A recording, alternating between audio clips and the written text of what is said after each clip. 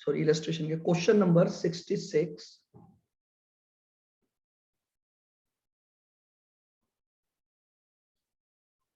CMA study material illustration number 10 और study material में शायद पेज नंबर है आपका 304।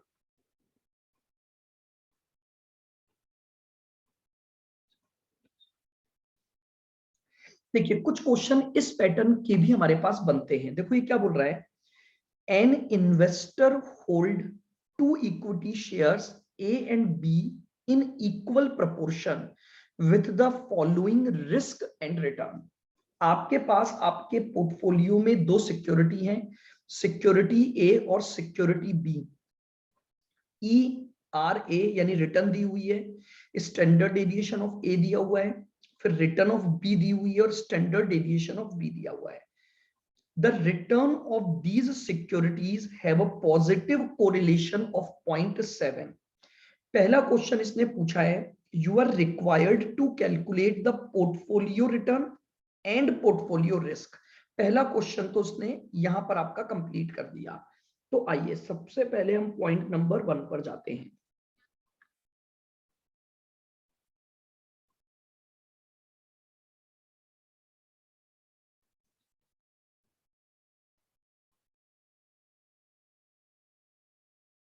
हमें निकालना है रिटर्न ऑफ पोर्टफोलियो। तो हमें पता है रिटर्न ऑफ पोर्टफोलियो का फॉर्मूला क्या बनेगा, return of A into weight of A plus return of B into weight of B. आइए ए की रिटर्न आपको दे रखी है 28 इंटू 0.5 क्योंकि इक्वल प्रोपोर्शन बोला है, प्लस बी की रिटर्न दे रखी है 24 इंटू 0.5।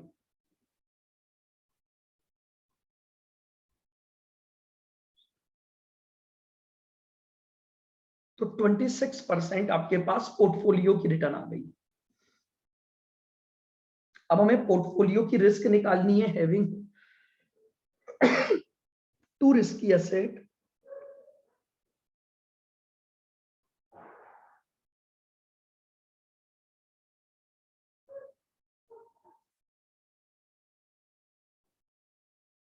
रिस्क ऑफ पोर्टफोलियो यानी standard deviation of portfolio.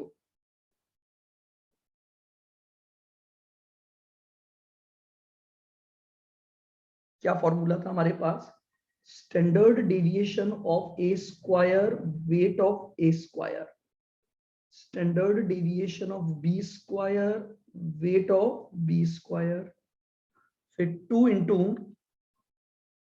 Standard deviation A standard deviation B weight ए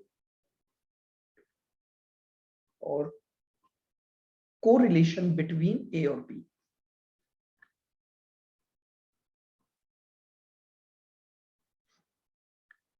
अब इसको सॉल्व करिए। तो पहले के स्टैंडर्ड डेविएशन है आपके पास 30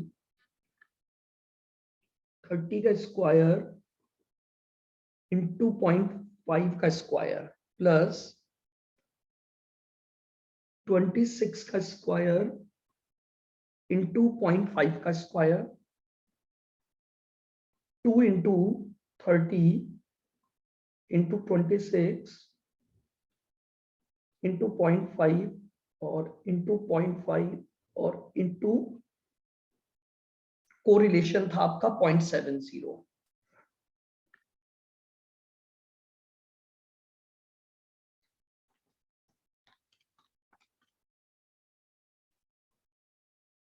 नाइन 900 इंटू 0.5 का स्क्वायर हो गया 0.25 प्लस 26 का स्क्वायर हो गया 676 और प्लस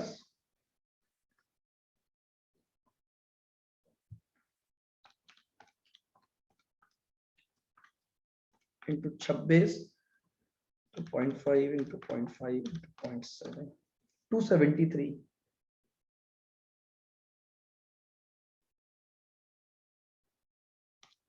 900 इंटू 0.25 225 प्लस 676 इंटू 0.25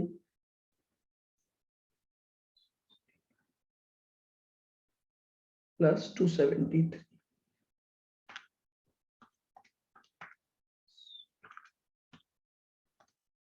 25.83,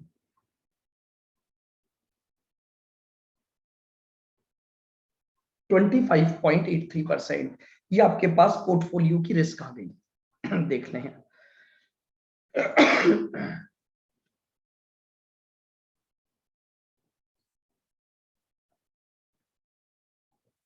चलें आगे। अब देखिए इसने आगे क्या पूछा है, सुनना। देखो ये बोल रहा है further suppose that the investor wants to reduce the portfolio risk to 17%।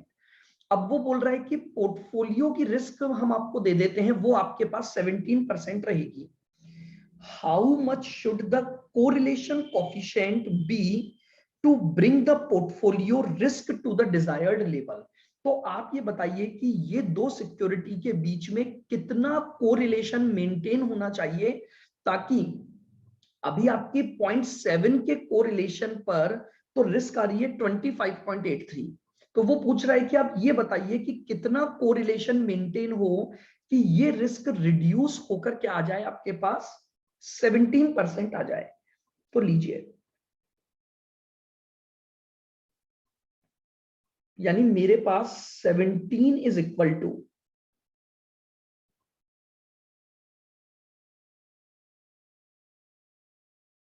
30 का स्क्वायर इंटू 0.50 का स्क्वायर, 26 का स्क्वायर इंटू 0.50 का square, 2 into 30 into 26 into 0.5 into 0.5 और into correlation between A B, ये मुझे निकालना है।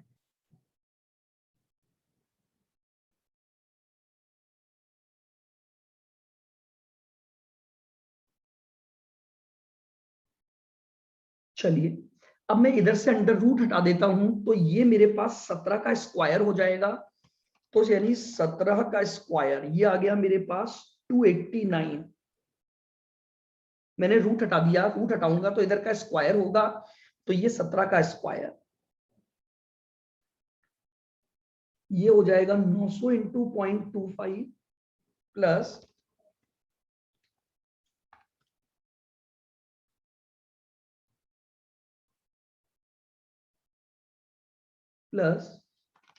2 इंटू 30 इंटू 26 इंटू 0.5 इंटू 0.5, यानी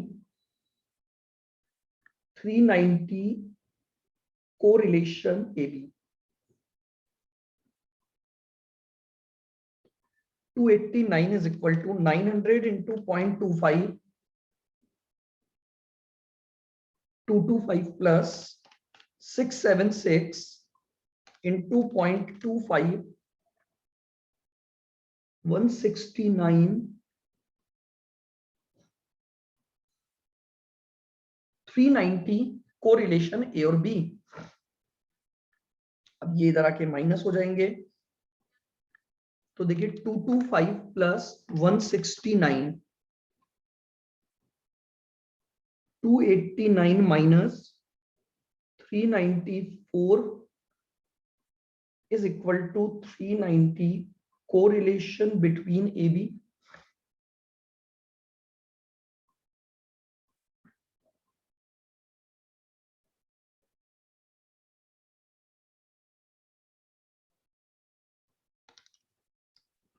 to 289 minus 394 105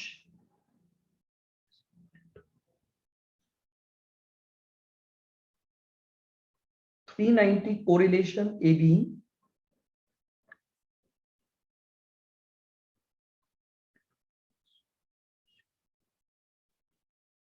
105 divided by correlation आ जाएगा माइनस का 0.269, यानी अगर आपका माइनस का 0.269 का कोरिलेशन मेंटेन होगा तो उस केस में आपकी जो रिस्क ऑफ द पोर्टफोलियो है वो कितनी आ जाएगी, 17 आ जाएगी।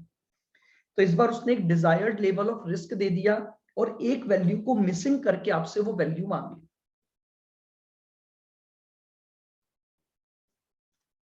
बोलिए, क्लियर है?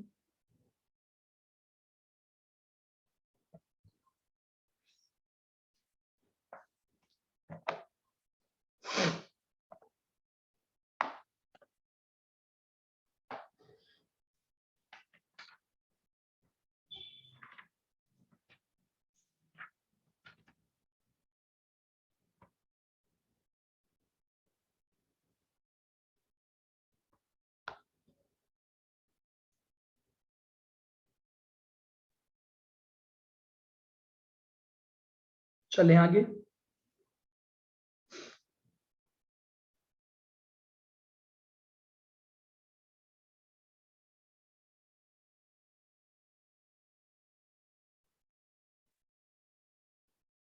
अब देखिए इसने जो नेक्स्ट एक और क्वेश्चन है हमारे स्टडी मटेरियल का, वो निकालिएगा।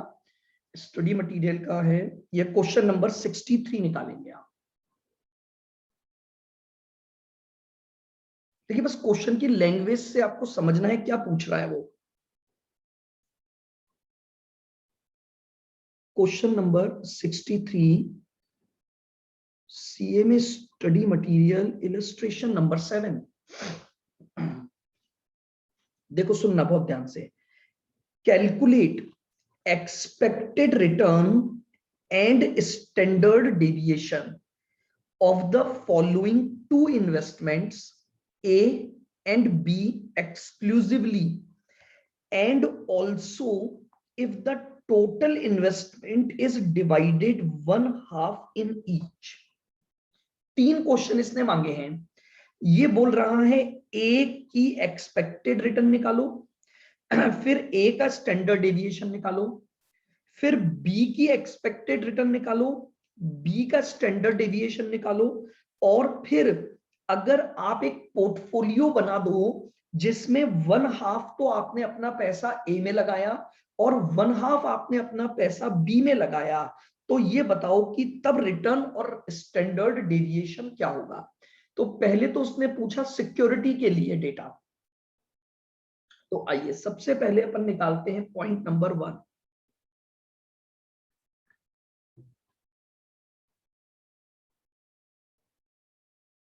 Return of security.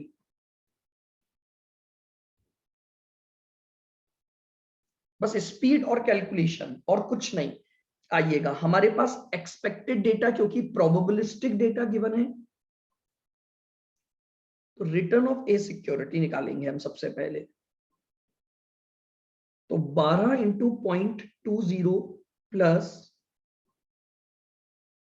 15 into 0.50 plus 20 into 0.30।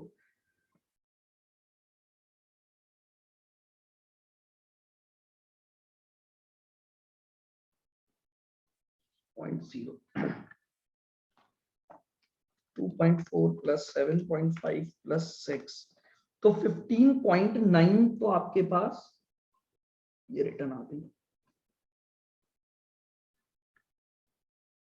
Return of B भी निकल जाएगी इसी तरह से। 10 इंटू 0.2, 16 इंटू 0.5, 12 इंटू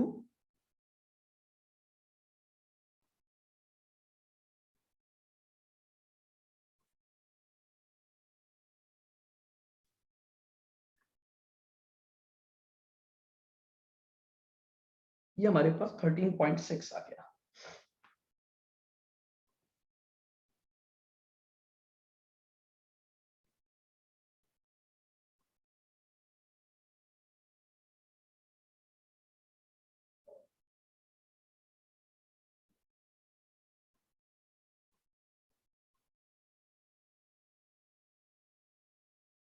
अब अगर मैं रिस्क ऑफ अ सिक्योरिटी की बात करूंगा, यानी स्टैंडर्ड डेविएशन निकालना है मुझे,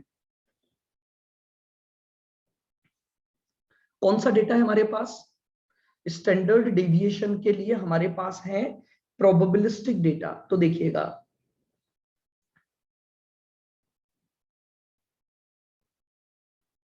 प्रोबेबिलिटी पहले लिख देता हूं क्योंकि वो दोनों के लिए कॉमन है। 0.20, 0.50, 0.30।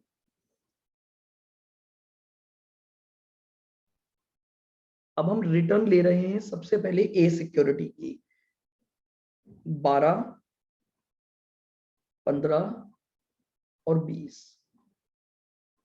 डेविएशन कैसे बताया था मैंने? डेविएशन हर रिटर्न का उसकी एक्सपेक्टेड रिटर्न, तो एक्सपेक्टेड रिटर्न आपकी 15.9 है, तो उससे डेविएशन निकल जाएगा। तो 12 माइनस 15.9 तो ये आ गया माइनस का 3.9। 15 माइनस 15.9, 20 माइनस 15.9, देन मुझे डी स्क्वायर चाहिए, और डी स्क्वायर को मुझे मल्टीप्लाई करना होता है किससे? प्रोबेबिलिटी से। तो आप चाहो तो एक साथ भी कॉलम ले सकते हो डी स्क्वायर इंटू प्रोबेबिलिटी का, और चाहो तो अलग अलग अपना उसी फॉर्मेट में चलो। तो मैंने यहां डी स्क्वायर इंटू प्रोबेबिलिटी एक साथ ले लिया, तो 3.9 का स्क्वायर कर दिया और इंटू 0.2 कर दिया, 3.042। पहले मैंने डी का स्क्वायर कर दिया और उसी समय पर प्रोबेबिलिटी से मल्टीप्लाई कर दिया। अब है मेरे पास 0.9 का स्क्वायर फिर इंटू 0.5, 0.405 आ जाएगा। 4.1 का स्क्वायर इंटू 0.3, तो 5 इसका टोटल कर दीजिए, प्लस 0.405 प्लस 3.042, ये आ गया 8.49। ये जो 8.49 आया, ये क्या आया? ये वेरिएंस आया। जब आप डी स्क्वायर को प्रोबेबिलिटी से मल्टीप्लाई कर देते हो तो वो आपके पास क्या आ जाता है? वेरिएंस। तो अगर स्टैंडर्ड डेविएशन ऑफ ए निकालना है तो under root of variance, under root of variance कर दोगे,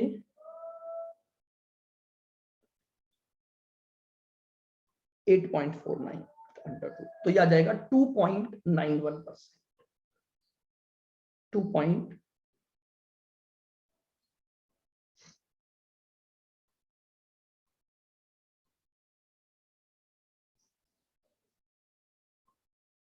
अब मेरे पास बी की भी रिटर्न दे रखी है, 10, 16 और 12। इसका भी डेविएशन आ जाएगा। इसकी एवरेज एक्सपेक्टेड रिटर्न क्या आई थी? 13.6। तो 10 माइनस 13.6 माइनस का 3.6, 16 माइनस 13.6, 2.40, और 12 माइनस 13.6 माइनस का 1.60। डी स्क्वायर और इंटू प्रोबेबिलिटी, 3.6 इंटू का स्क्वायर और इंटू 0.2 है, तो 2.592। 2.4 का स्क्वायर और इंटू 0.5, तो 2.88 आ जाएगा। 1.6 का स्क्वायर और इंटू 0.3, तो 0.768।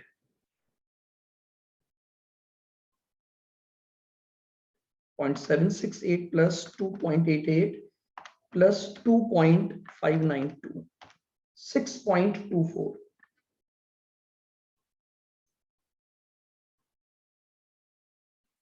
Standard deviation of B is equal to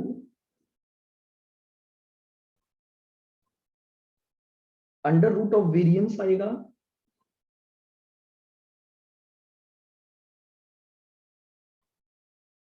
तो तो अंडर रूट ऑफ 6.24, तो 2.50 आपके पास।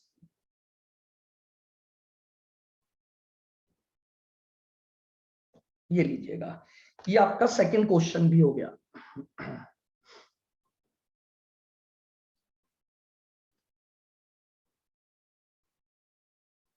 अब इसने क्या पूछा है उसके बाद, अब पोर्टफोलियो पर चले जाना है अपने को। उसने बोला कि इनका जो प्रपोर्शन रहेगा वो 1/2 रहेगा।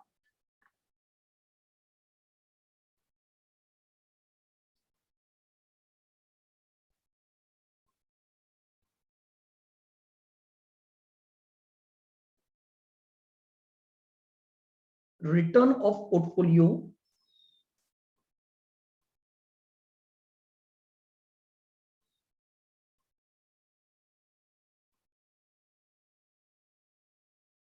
And risk of portfolio.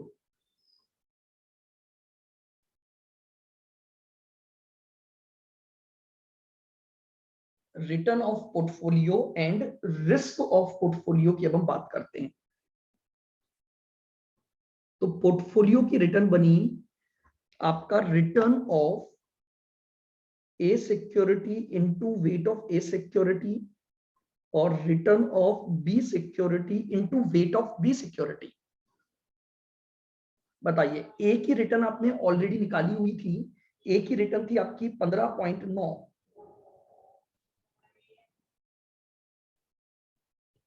15.9 into 0.5 plus 13.60 into 5 into 0.5। बिल्कुल, तो ये 15.9 इंटू 0.5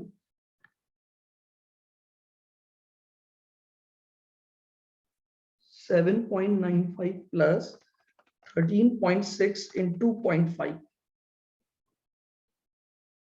6.8।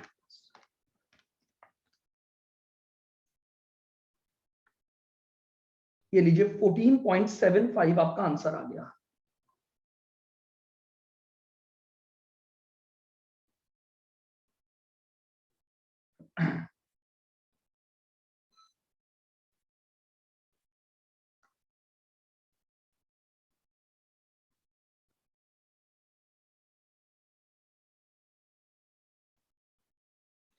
अब समस्या क्या है, अब आपको क्या निकालना है, पोर्टफोलियो की रिस्क निकालनी है। अब आपको पोर्टफोलियो की रिस्क निकालनी है। अब प्रॉब्लम यह है कि अगर मुझे पोर्टफोलियो की रिस्क चाहिए तो अब मेरे पास समस्या क्या है कि मुझे उसके लिए जो बड़ा वाला फॉर्मूला है वो लगाना पड़ेगा। मेरे पास बाकी सब डेटा तो है लेकिन मेरे पास कोरिलेशन नहीं है, और अगर मुझे कोरिलेशन निकालना है तो पहले मुझे कोवेरियंस निकालना पड़ेगा। भाई, कोरिलेशन निकालने के लिए मुझे पहले कोवेरियंस निकालना पड़ेगा। तो आइएगा अब अपन काम करते हैं उसके ऊपर।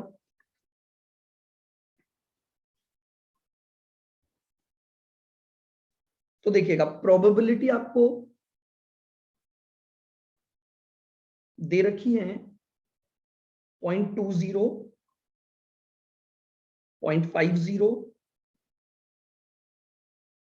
30। ठीक है, मैं डायरेक्टली D1 कॉपी कर लूं क्योंकि मैं ऑलरेडी डेविएशन तक का काम ऊपर कर चुका हूं, तो मुझे अब दोबारा से पूरी वर्किंग नहीं लेनी है। D1, हम D1 ऑलरेडी अपने ऊपर निकाल चुके हैं। D1 हमने कितना निकाला था, माइनस का 3.9,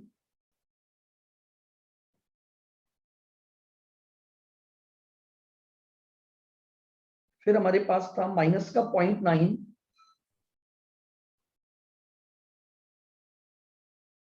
और 4.1। ये D1 आप ऑलरेडी निकाल चुके हो।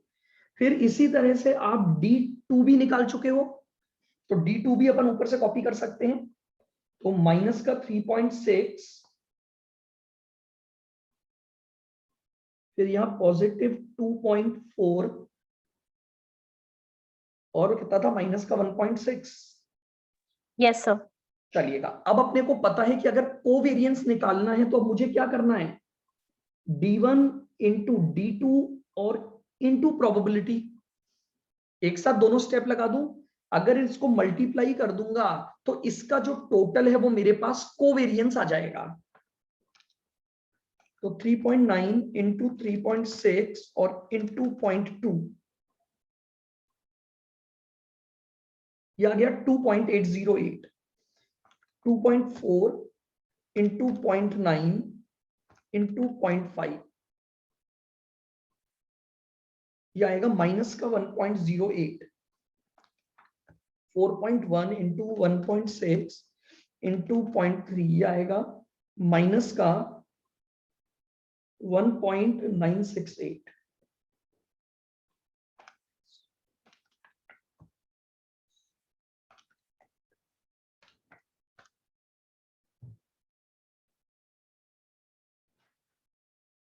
ये मेरा कोवेरियंस आ गया। ये मेरे पास आ गया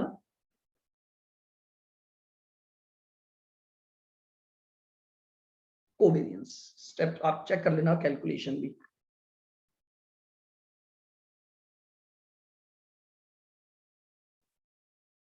correlation,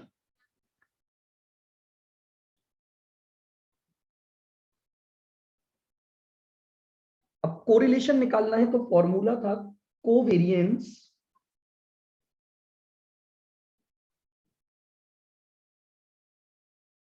divided by standard deviation of A into standard deviation of B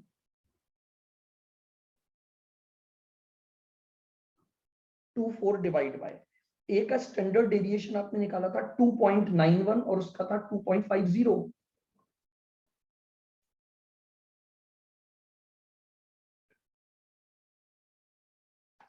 तो ये आ गया 2.4 divide by 2.91 into 2.5, 7.275। 0.24 divided by 7.275,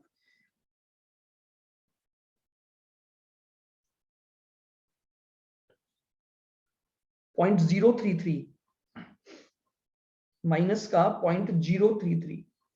अब हम स्टैंडर्ड डेविएशन ऑफ पोर्टफोलियो का फॉर्मूला लगा सकते हैं।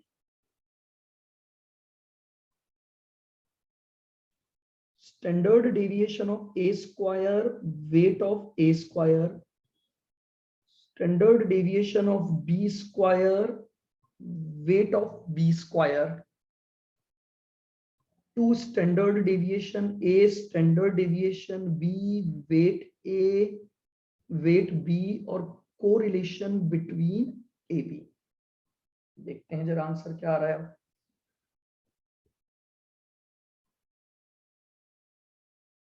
आइएगा, पहला स्टैंडर्ड डेविएशन था 2.91 का स्क्वायर इंटू 0.5 का स्क्वायर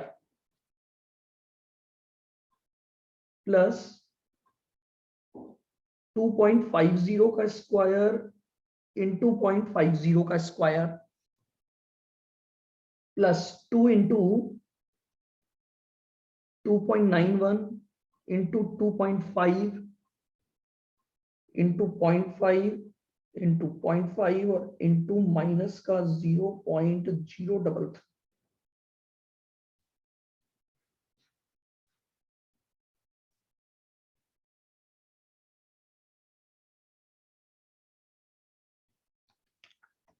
टू 2.91 का स्क्वायर बना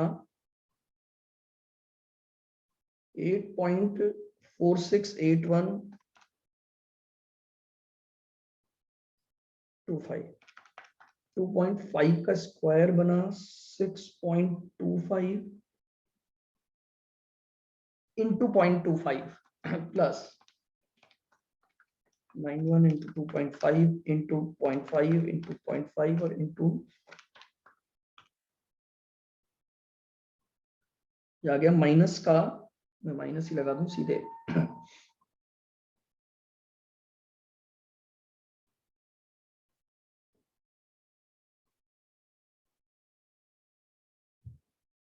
120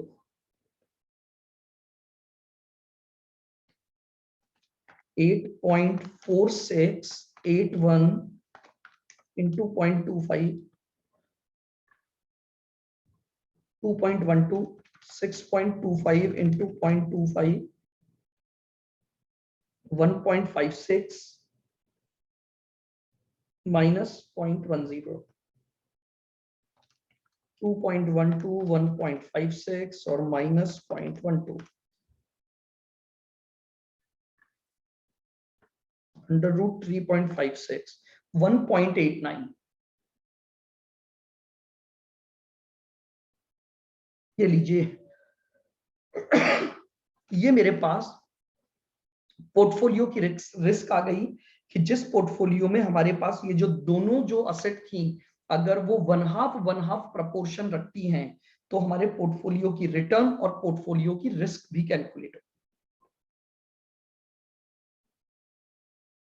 देख लीजिए, इसको कर लीजिए आराम से। बस आपको मैंने पहले भी कहा कि चैप्टर बहुत आसान है, बस सिर्फ पॉइंट इतना सा क्या ध्यान रखना है अपने को, जो सबसे मेजर बात ध्यान रखनी है, फॉर्मूले अप्लाई कैसे होने हैं, बस आपको वो, और वो चीज आप जैसे जैसे क्वेश्चन करोगे, इसीलिए आपको ये इतने क्वेश्चन स्कैनर मॉड्यूल के मैं करवा रहा हूं, जैसे आप करोगे ये आपको याद होते जाएंगे कि हाँ, अगर मुझे रिस्क निकालनी है तो मुझे कोरिलेशन ढूंढना है, कोरिलेशन ढूंढना है तो कोवेरियंस ढूंढना है। और अब डेटा ध्यान रखो कि प्रोबेबिलिस्टिक डेटा दिया हुआ है या आपको हिस्टोरिकल डेटा दिया हुआ है, और उससे आप आसानी से अपनी कैलकुलेशन कर सकते हो।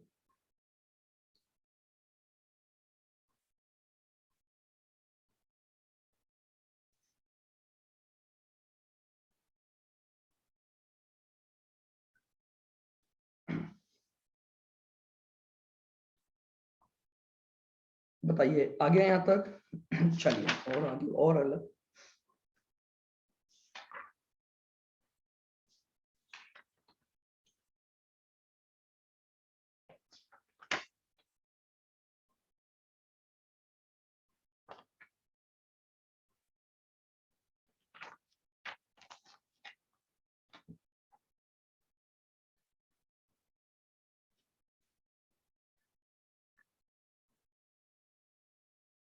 क्वेश्चन नंबर 85 का आइए।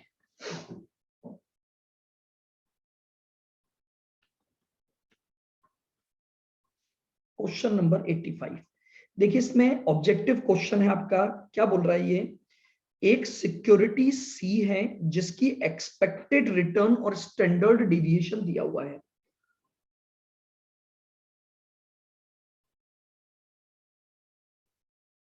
सिक्योरिटी सी है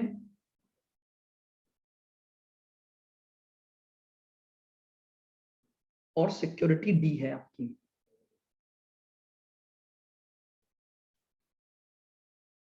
रिटर्न और एसडी, सिक्योरिटी सी की रिटर्न तो आपको दी हुई है 12, पेज नंबर है इसका 221 पर।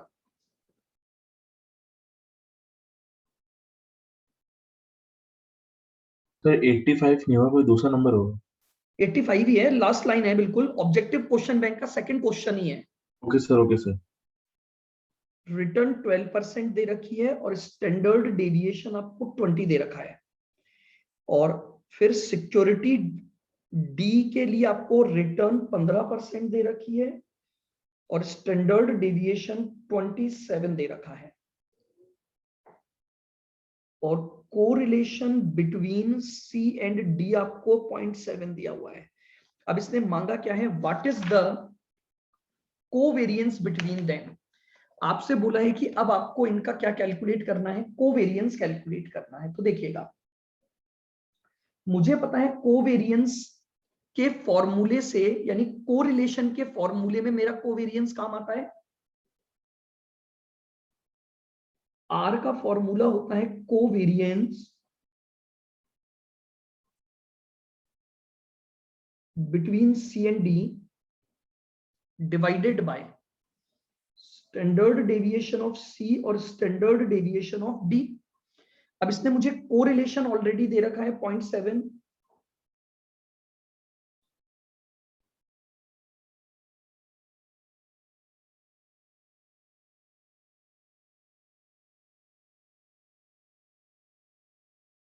ट्वेंटी इंटू 27, तो इसका मतलब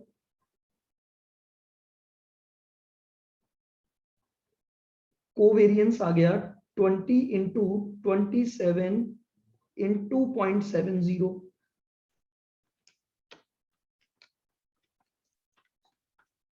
378। ठीक है, तो 378 का मतलब कौन सा आंसर हो गया? B option. बी ऑप्शन हो गया आपका।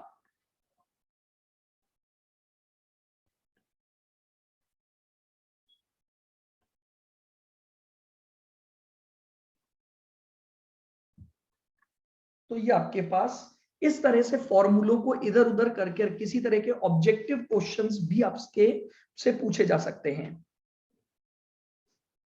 कि भाई आपको कोरिलेशन दे दिया, तो उसने उस क्वेश्चन को सॉल्व कराकर आपसे ये मांग लिया कि ये बता दीजिए कि आपका कोवेरियंस कितना होगा।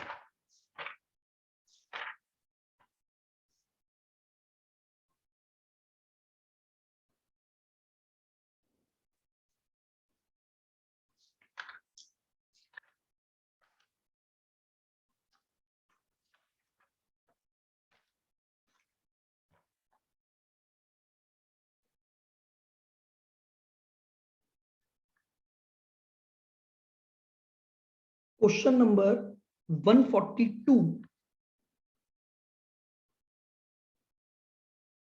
सीए में दिसंबर 2015। क्वेश्चन नंबर 142 दिसंबर 2015।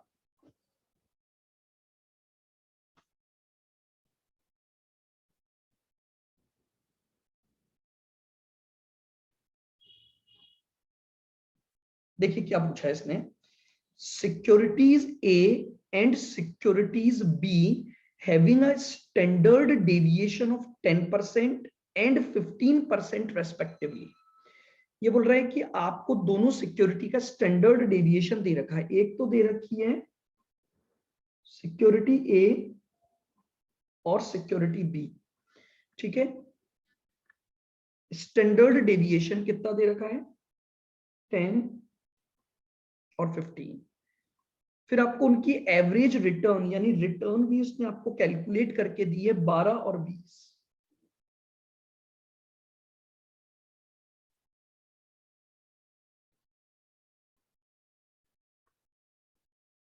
अब इसने पूछा है mister x has limited funds, he wants to compare A and B and choose the safer security, advise Mr. X। आपको बताना है कि ये दो सिक्योरिटी उसने सेलेक्ट की हैं, उसके पास लिमिटेड फंड है, तो वो दोनों में से किसी एक में इन्वेस्ट कर सकता है। तो बताओ कैसे डिसाइड करेंगे कि हमें कौन सी सिक्योरिटी में इन्वेस्ट करना चाहिए? Sir risk upon return into 100। यानी अपने को सीवी मेथड लगाना पड़ेगा। समझ आ रहा है पॉइंट? क्यों? क्योंकि पहले मैंने रूल देखा, तो मैंने ये देखा कि अगर मैं 10 की रिस्क उठाता हूं तो 12 की रिटर्न, और 15 की रिस्क उठाता हूं तो 20 की रिटर्न। यानी अगर ज्यादा रिस्क उठाऊंगा तो मुझे ज्यादा रिटर्न मिलेगी। तो मैं यहां पर रूल 1 2 3 में से कुछ नहीं लगा सकता। तो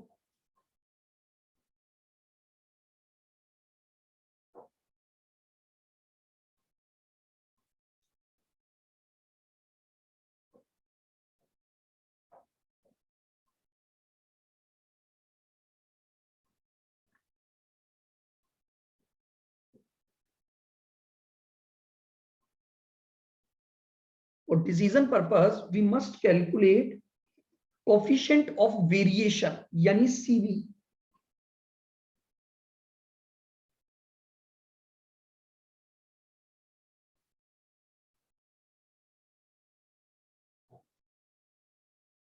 for both securities। क्या फॉर्मूला होता था? Standard deviation upon return into 100।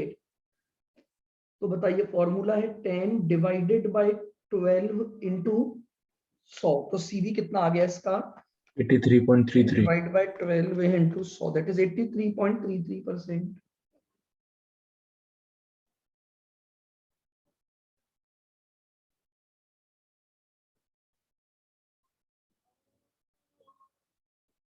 CV of V, standard deviation upon return into 100।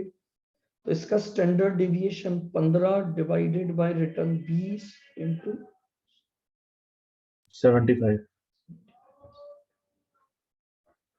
अब मैंने आपको ये बताया था कि जब भी आपको सीवी के बेसिस पर डिसीजन लेना है तो लोअर सीवी की जो सिक्योरिटी होती है वो सेफ होती है।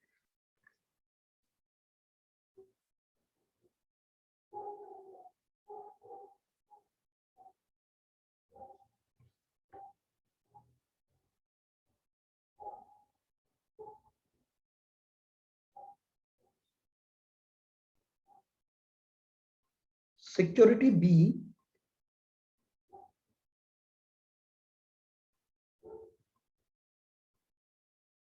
सेलेक्टेड। हम सिक्योरिटी बी को सेलेक्ट कर लेंगे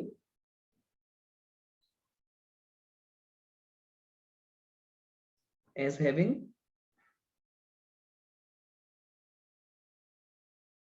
लोअर सीवी, क्योंकि हमारा इस सिक्योरिटी का जो कॉफिशिएंट ऑफ वेरिएशन है वो क्या चल रहा है? आपका लोअर चल रहा है। तो हमारे लिए ये सिक्योरिटी सेफ सिक्योरिटी मानी जाएगी।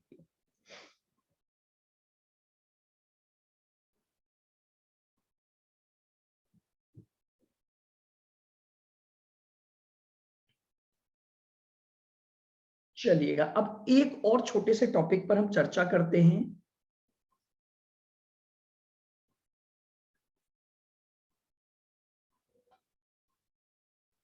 टॉपिक लिखेंगे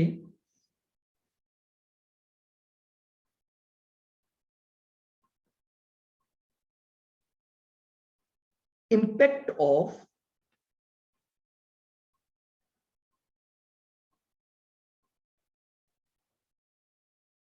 correlation coefficient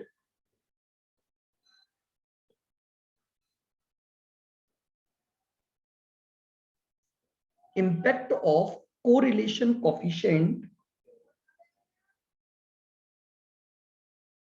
on risk of portfolio, on risk of portfolio where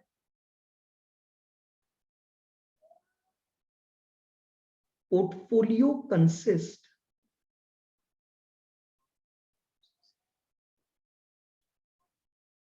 two risky assets.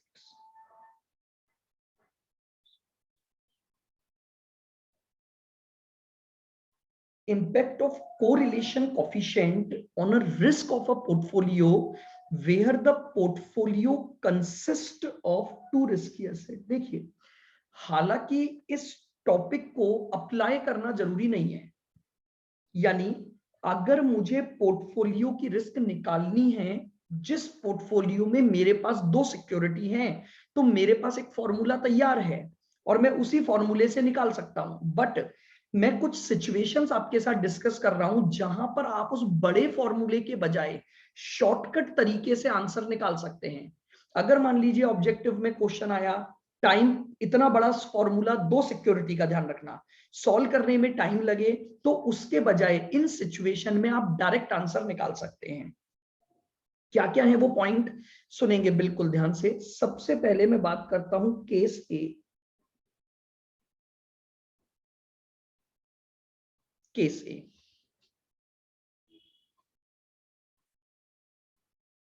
when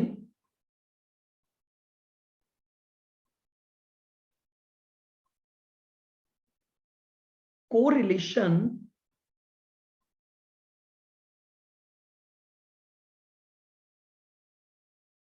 coefficient is +1। अगर किसी क्वेश्चन में आपको ये दिया हुआ है कि जो दो सिक्योरिटी का पोर्टफोलियो बना रहे हो, उन दोनों सिक्योरिटी के बीच का जो कोरिलेशन है वो +1 है। तो देखिएगा, standard deviation of portfolio is equal to, आपका ओरिजिनल फॉर्मूला क्या होता है? Standard deviation of A square और weight of A square, standard deviation of B square और weight of B square, two standard deviation A, standard deviation B, weight A, weight B, correlation between A और B. अब बिल्कुल ध्यान से सुनना मेरी बात को। अब मैंने आपको ये बोला कि ये जो कोरिलेशन है ना, ये एग्जैक्टली +1 है।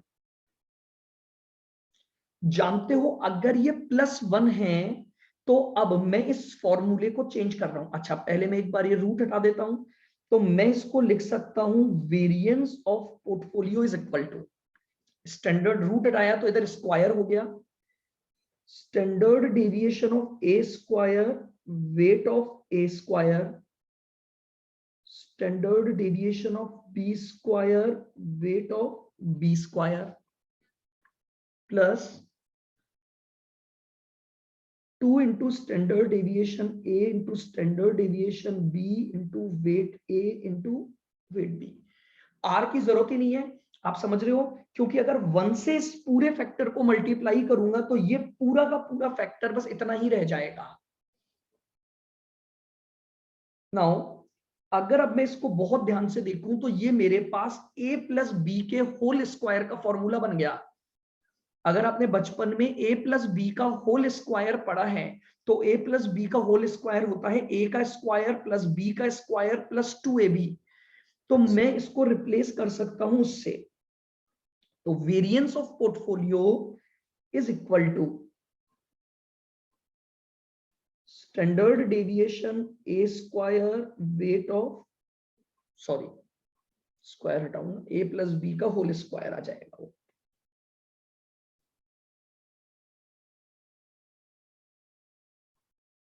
स्टैंडर्ड डेविएशन a और WA plus standard deviation B और WB का होल स्क्वायर, ऐसे लिख सकता हूं। अब मैं अगर इस स्क्वायर को इस स्क्वायर से काट दूं तो अल्टीमेटली मेरे पास एक बहुत छोटा सा फॉर्मूला आ गया कि अगर मुझे कोरिलेशन +1 के केस में अगर पोर्टफोलियो की रिस्क निकालनी है तो मैं डायरेक्टली निकाल सकता हूं standard deviation of portfolio is equal to standard deviation of A और weight A plus standard deviation of B और वेट बी। आंसर इतना सा है, मतलब आपको जो इक्वेशन याद रखनी है तो मैंने आपको डिराइव्ड किया, आपको सिर्फ ये फॉर्मूला याद होना चाहिए। अगर याद रहता है तो ओके, अदरवाइज आप बड़े फॉर्मूले से निकाल सकते हैं। ये सिर्फ कुछ शॉर्टकट इंपैक्ट हैं पोर्टफोलियो की रिस्क के जिसमें मैंने आपके साथ फर्स्ट सिचुएशन पर बात की, अगर कोरिलेशन कोफिशिएंट एग्जैक्टली +1 दिया हुआ है तो वो फॉर्मूला छोटा होकर और केवल इससे आपका रिप्लेस हो जाएगा। तो आपको इस बड़े फॉर्मूले की जरूरत नहीं है, आप डायरेक्टली क्या कर सकते हैं कि standard deviation of portfolio is equal to standard deviation of A into weight A और standard deviation of B into weight B का फॉर्मूला लगा सकते हैं।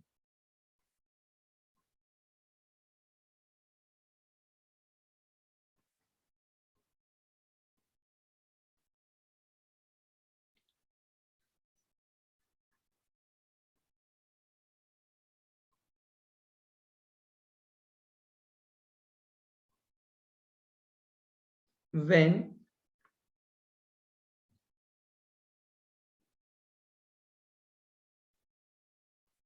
correlation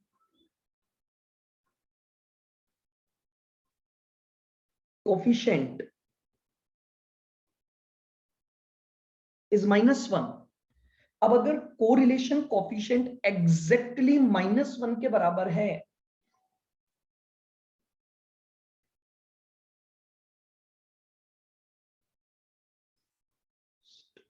deviation a square weight of a square, b square weight of b square,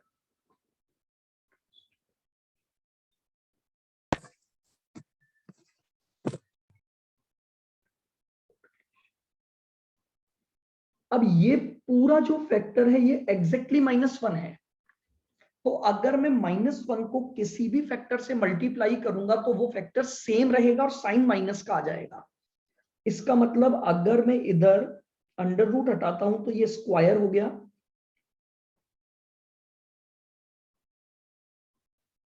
wait A का square plus deviation of B का square और weight of B का square minus 2 standard deviation A, standard deviation B, weight A और weight B.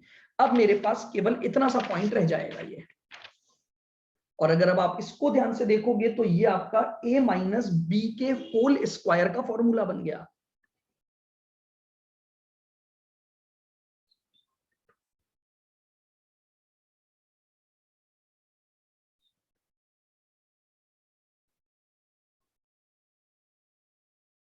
a minus B का whole square, again square से square काट दोगे तो अल्टीमेटली फिर एक नया फॉर्मूला आपके पास पोर्टफोलियो की रिस्क का आ गया।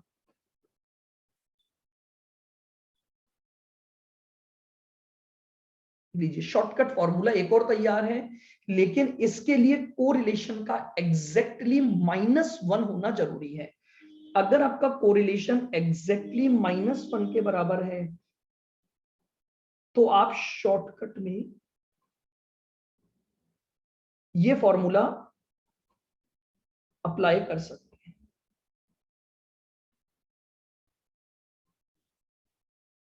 ये लीजिए, ये आपके पास दूसरा फॉर्मूला हो गया।